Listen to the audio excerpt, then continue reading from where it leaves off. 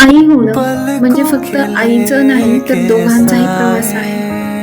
मला गर्भधारणेच्या पहिल्या दिवसापासून त्याने दिलेली साथ हे माझ्या आयुष्यात सगळ्यात मोठं बळ ठरलं.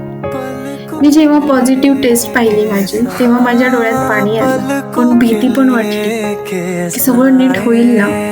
तेव्हा तो म्हणाला, आपण दोघं आहोत ना, सगळं नीट होईल. त्या एका वाक्याने माझं मन शांत झालं. त्या काळात त्याने माझ्यासाठी छोट्या छोट्या गोष्टी केल्या. सकाळचं पाणी भरणं, चहा करणं, बदाम मनुके भिजत घालणं, वेळेवर दूध देणं, माझ्या मूड स्विंग्सवर शांतपणे हसणं, त्याचं ऑफिस मॅनेज करणं. 5व्या महिन्यात जेव्हा बाळ हलायला लागलं, तेव्हा तो रोज रात्री माझ्या पोटावर हात ठेवून म्हणायचा, आपला छोटा चमत्कार. आणि खरंच त्या क्षणी असं वाटायचं, हे फक्त बाळ माझंच नाही, याचं पण आहे. म्हणतात ना, वी आर प्रेग्नेंट. 7वा आणि 8वा महिना सगळ्यात कठीण काळ होता. शरीर थकत होतं, झोप लागत नव्हती, कुठल्या खुशीवर झोपावं कळत नव्हतं. बाळ हललं तर कधी आनंद व्हायचा तर कधी वेदना व्हायच्या.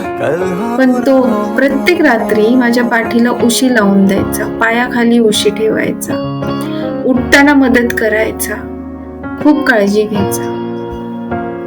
आणि बाळ जन्मलं तेव्हाच ते पहिलं वर्ष मी आई म्हणून शिकत होते.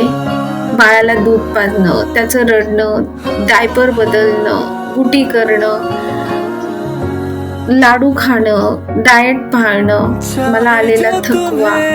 पण त्याच वेळेस तो बाप म्हणून शिकत होता. रात्री उठून बाळ उचलणं, मला थोडं झोपायला वेळ देणं, दुधाच्या बॉटलमध्ये मी दूध ठेवायचे तर बाळांना पाजणं. आणि माझ्या प्रत्येक घाबरलेल्या क्षणी फक्त मी आहे असं त्याचं सांगणं. त्या पहिल्या वर्षात आमचं आयुष्य बदललं, पण त्याच्या साथीनं सगळं सुंदर झालं. आज जेव्हा माझं बाळ 1 वर्षाचं झालंय, तेव्हा मला वाटतं आई म्हणून मी जितकी वाढले ना, तितकाच तोही बाप म्हणून वाढलाय. आई एकटीने आई होत नाही, वडीलही त्याच्यासोबत बाबा होतात.